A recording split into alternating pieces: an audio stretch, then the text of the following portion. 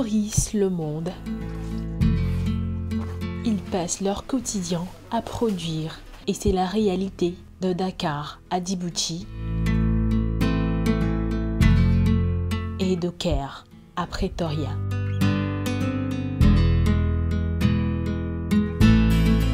Continent de production agricole, l'Afrique demeure encore la région qui importe énormément des céréales. Son importation de l'Ukraine et de la Russie est estimée à 4 milliards de dollars en 2022, à en croire le journal Le Point. Conséquence, la faim reste un phénomène qui parle au continent. Selon les estimations du Programme alimentaire mondial de l'ONU en 2023, sur les 345 millions de personnes qui souffrent d'insécurité alimentaire dans le monde, la plupart des pays durement touchés se trouvent en Afrique.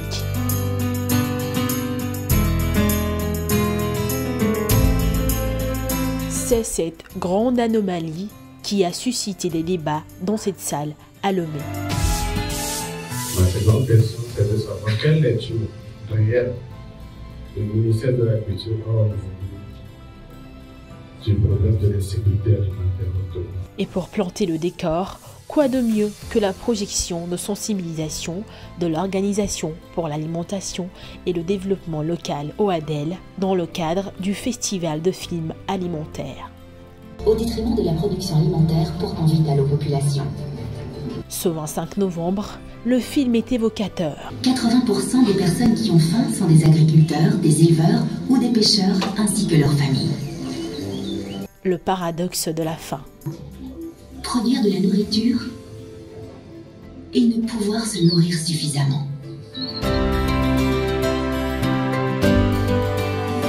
Aujourd'hui, nous avons essayé de changer un peu sur le film nommé Paradoxe de la faim.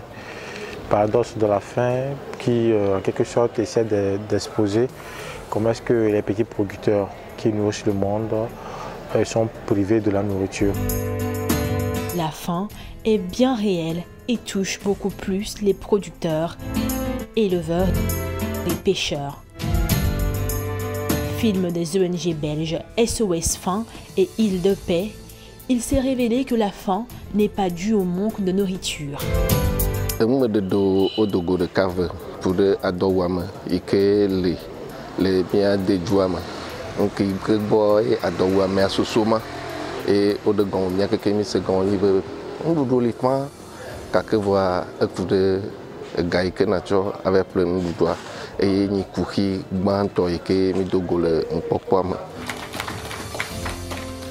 Si on doit relever les causes, on peut parler des changements climatiques, des politiques qui ne les avantagent pas.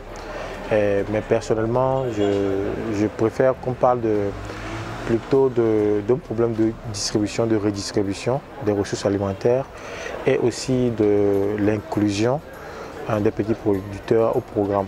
Donc c'est une question qui évoque en quelque sorte le droit à l'alimentation. Le problème de la faim, c'est qu'il n'y a pas une bonne coordination des programmes, il n'y a pas une bonne organisation des programmes alimentaires et aussi la production ne se fait pas dans de bonnes conditions. Il faudra réorganiser tout cela et cela doit être un élément qui doit contenir la programmation de l'alimentation au Togo. Session d'information, de débat et de discussion. C'est aussi la promotion de la gastronomie togolaise qui est mise en avant à travers la dégustation de pois d'Angole et du veau andou.